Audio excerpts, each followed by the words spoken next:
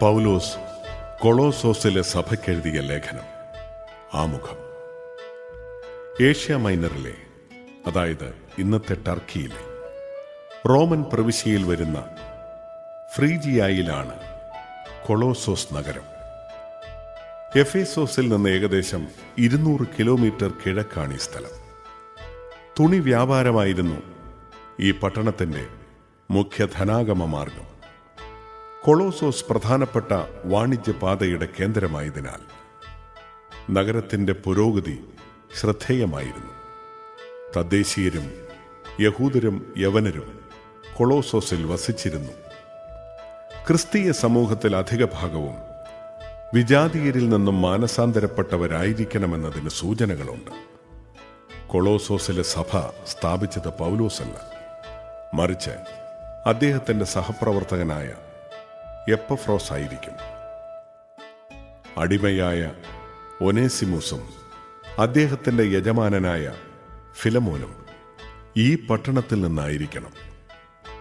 തടവറയിൽ വെച്ച് രചിക്കപ്പെട്ടതിനാൽ ബന്ധനകാല ലേഖനങ്ങളുടെ പട്ടികയിൽ ഈ ലേഖനവും ചേർത്തിരിക്കുന്നു. റോമിലെ തടവറയിലായിരിക്കുമ്പോഴാണ് ഈ ലേഖനം എഴുതുന്നതെങ്കിൽ രചനാകാലം AD 61-63 അതല്ല എഫേസോസിൽ നിന്നാണെങ്കിൽ AD 54-56 ആദ്യകാല പാരമ്പര്യങ്ങൾ ഈ ലേഖനം പൗലോസിൻ്റെതാണെന്ന് സാക്ഷ്യപ്പെടുത്തുന്നെങ്കിലും ഇന്നത്തെ വ്യാഖ്യാതാക്കൾ ഭാഷയുടെയും ശൈലിയുടെയും ദൈവശാസ്ത്ര വീക്ഷണത്തിൻ്റെയും അടിസ്ഥാനത്തിൽ രചന പൗലോസിന്റെ തൂലികയിൽ നിന്നല്ല എന്ന് സമർത്ഥിക്കുന്നു. പുതിയ നിയമത്തിൽ ഒരിടത്തുമില്ലാത്ത പദപ്രയോഗങ്ങൾ, ആരാധനാക്രമപരമായ ശൈലി, ക്രിസ്തുവിജ്ഞാനീയത്തിലുള്ള വികാസ പരിണാമങ്ങൾ, യുഗാന്ത ദർശനത്തെക്കുറിച്ചുള്ള വ്യത്യസ്ത കാഴ്ചപ്പാട്, സഭാവിജ്ഞാനീയത്തിൽ ക്രിസ്തുവിനെ സഭയുടെ ശിരസായി ചിത്രീകരിക്കുന്ന രീതി എന്നിവയെല്ലാം പൗലോസിൻ്റെതല്ല. പ്രത്യുത അദ്ദേഹത്തെ നന്നായി അറിയാമായിരുന്ന ശിഷ്യരിൽ ഒരാൾ ഏതാണ്ട് AD 70-80 രചിച്ചതായിരിക്കണമെന്ന നിഗമനത്തിൽ പണ്ഡിതന്മാരെ എത്തിക്കുന്നു. അതേസമയം പൗലോസിന്റെ ലേഖനത്തോട് ഇതിന് സാമ്യങ്ങളുമുണ്ട് എന്നതും മറക്കാവതല്ല. എപ്പഫ്രോസിൽ നിന്നായിരിക്കണം പൗലോസിന് കൊളോസോസിലെ സമൂഹത്തെക്കുറിച്ച് അറിവ് ലഭിച്ചിട്ടുള്ളത്. എപ്പഫ്രോസ് കൊളോസോസിലെ സഭയുടെ വളർച്ചയെക്കുറിച്ചും അവിടെ പ്രചരിക്കാനിടയായ അബദ്ധ സിദ്ധാന്തങ്ങളെക്കുറിച്ചും അറിവ് നൽകി. തത്വചിന്താപരവും മാനുഷിക പാരമ്പര്യത്തിൽ അധിഷ്ഠിതവും പ്രപഞ്ചത്തിന്റെ മൂലഭൂതങ്ങൾ സംബന്ധിച്ചിട്ടുള്ളതുമാണ് ഈ തെറ്റായ പഠനം. മാലാഖമാരെയും ഭക്ഷണകാര്യങ്ങളെയും ആചാരപരമായ കാര്യങ്ങളെയും കുറിച്ചുള്ള അബദ്ധ പഠനങ്ങളും അതിൻ്റെ കൂടെ കാണാം. ഈ സാഹചര്യത്തിൽ ആരാലും വഴിതെറ്റിക്കപ്പെടാതെ സഭാ സമൂഹത്തിന്റെ വിശ്വാസത്തിൽ ഉറച്ചു നിൽക്കാനും തെറ്റായ പഠനങ്ങൾ തിരുത്താനും ക്രിസ്തു കേന്ദ്രീകൃതമായ ജീവിതം നയിക്കാനുമാണ് അപ്പസ്തോലൻ ആഹ്വാനം ചെയ്യുന്നത്. ക്രിസ്തു വിജ്ഞാനിയും അപ്പസ്തോലന്റെ ശുശ്രൂഷ, അബദ്ധ പഠനങ്ങളുടെ സ്വഭാവം, യുഗാന്ത ദർശനം, സഭയുടെ ക്രിസ്തു കേന്ദ്രീകൃതവും സാർവത്രികവുമായ ഭാവം, ക്രിസ്തുവിന്റെ അധീശത്വത്തിൽ ചിട്ടപ്പെടുത്തിയ ക്രൈസ്തവ ജീവിതം, ഇവയെല്ലാം ഈ ലേഖനത്തിലെ പ്രധാന വിഷയങ്ങളാണ്. അധ്യായം 1. ദൈവഹിതമനുസരിച്ച് യേശുക്രിസ്തുവിന്റെ അപ്പസ്തോലനായ പൗലോസും സഹോദരനായ തിമോത്തിയോസും കൂടെ ക്രിസ്തുവിൽ വിശുദ്ധരും വിശ്വാസികളുമായ കൊളോസോസിലെ സഹോദരർക്ക് എഴുതുന്നത്, നമ്മുടെ പിതാവായ ദൈവത്തിൽ നിന്ന് നിങ്ങൾക്ക് കൃപയും സമാധാനവും.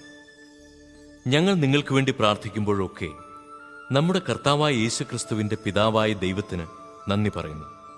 എന്തെന്നാൽ സ്വർഗത്തിൽ നിങ്ങൾക്ക് വേണ്ടി നിക്ഷിപ്തമായിരിക്കുന്ന പ്രത്യാശ മൂലം യേശുക്രിസ്തുവിൽ നിങ്ങൾക്കുള്ള വിശ്വാസത്തെക്കുറിച്ചും നിങ്ങൾക്ക് എല്ലാ വിശുദ്ധരോടുമുള്ള സ്നേഹത്തെക്കുറിച്ചും ഞങ്ങൾ കേട്ടിരിക്കുന്നു.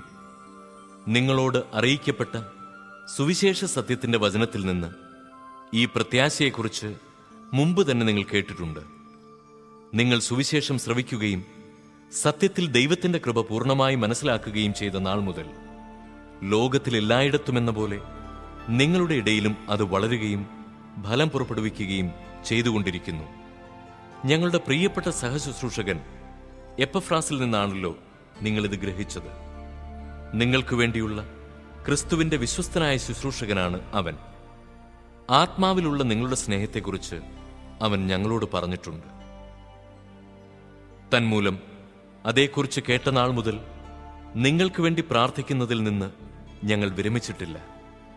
നിങ്ങൾ പൂർണ്ണമായ ജ്ഞാനവും ആത്മീയ അറിവും വഴി ദൈവഹിതത്തെക്കുറിച്ചുള്ള ഉൾക്കാഴ്ച കൊണ്ട് നിറയാൻ വേണ്ടിയാണ് ഞങ്ങൾ പ്രാർത്ഥിക്കുന്നത്. കർത്താവിന് യോജിച്ചതും അവിടുത്തേക്ക് തികച്ചും പ്രീതിജനകവുമായ ജീവിതം നയിക്കാൻ നിങ്ങൾക്ക് ഇടയാകട്ടെ. അതുവഴി നിങ്ങളുടെ എല്ലാ നല്ല പ്രവൃത്തികളും ഫലദായകമാവുകയും ദൈവത്തെക്കുറിച്ചുള്ള ജ്ഞാനത്തിൽ നിങ്ങൾ അഭിവൃദ്ധിപ്പെടുകയും ചെയ്യും. സന്തോഷത്തോടെ എല്ലാം സഹിക്കുന്നതിനും ക്ഷമിക്കുന്നതിനും അവിടുത്തെ മഹത്വത്തിന്റെ പ്രാഭവത്തിനനുസൃതമായി സർവശക്തിയിലും നിങ്ങൾ ബലം പ്രാപിക്കട്ടെ. പ്രകാശത്തിൽ വിശുദ്ധരോടൊപ്പം പങ്കുചേരാനുള്ള അവകാശത്തിന് നമ്മെ യോഗ്യരാക്കിയ പിതാവിന് കൃതജ്ഞത അർപ്പിക്കുവിൻ. അന്ധകാരത്തിന്റെ ആധിപത്യത്തിൽ നിന്ന് അവിടുന്ന് നമ്മെ വിമോചിപ്പിച്ചു. അവിടുത്തെ പ്രിയപുത്രന്റെ രാജ്യത്തിലേക്ക് നമ്മെ ആനയിക്കുകയും ചെയ്തു.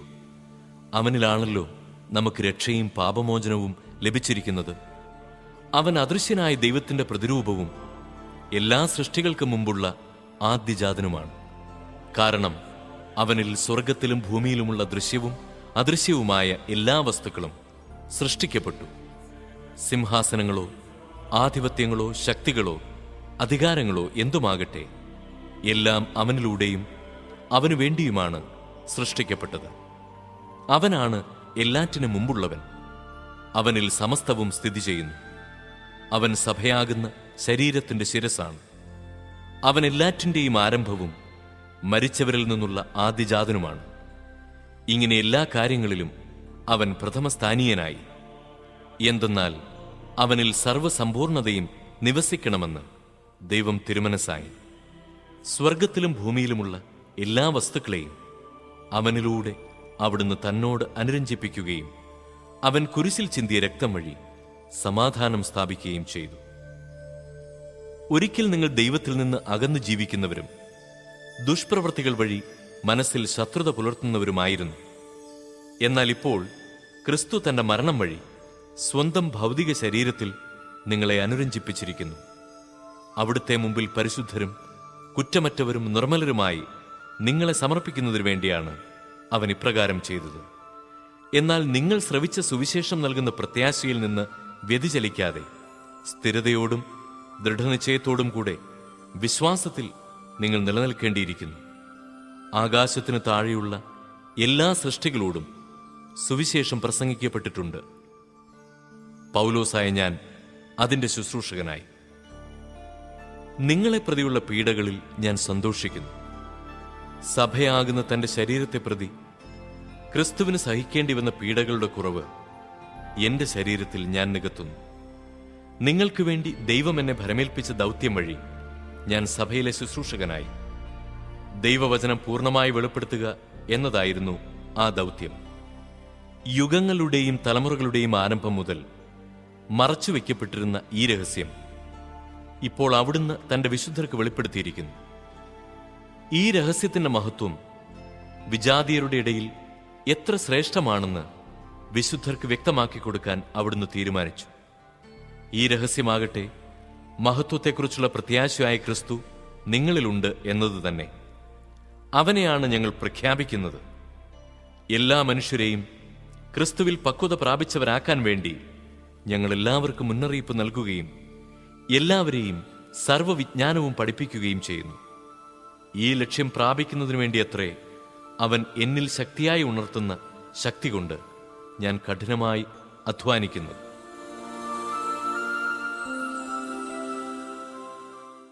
അധ്യായം 2.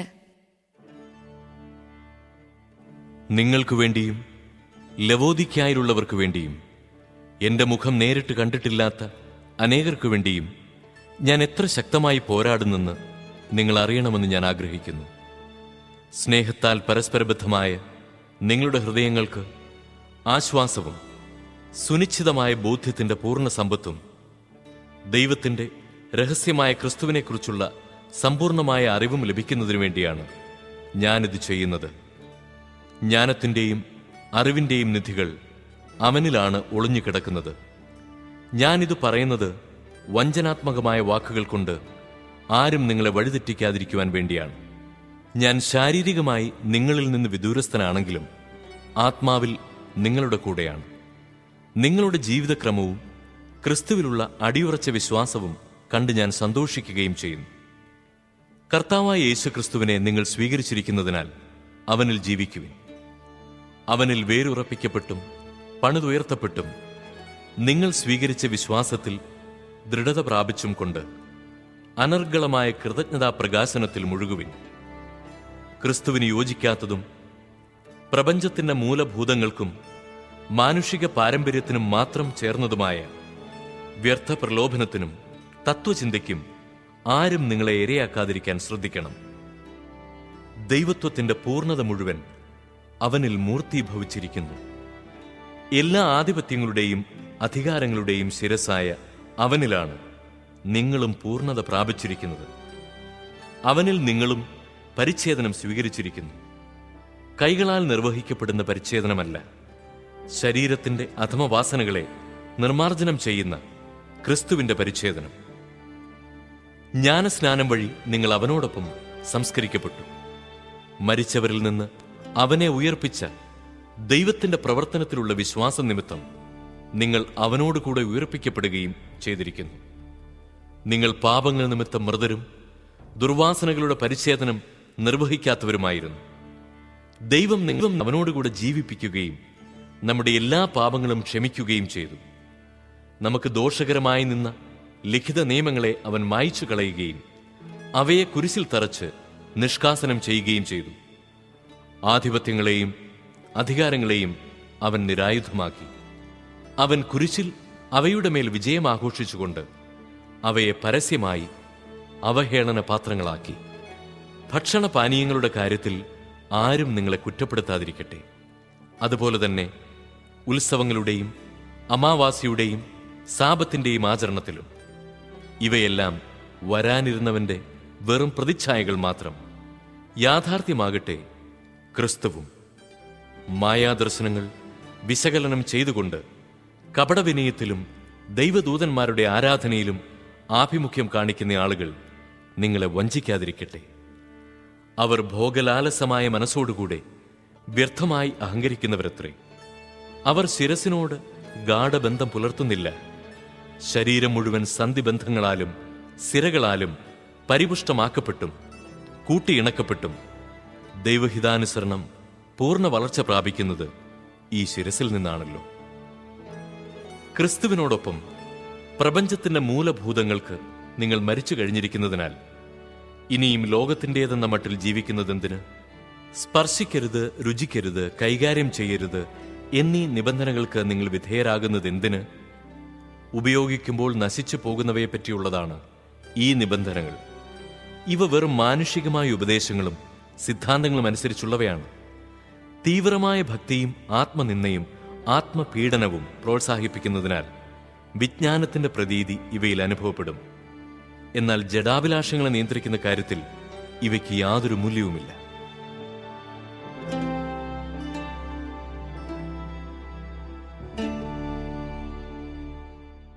അധ്യായം 3.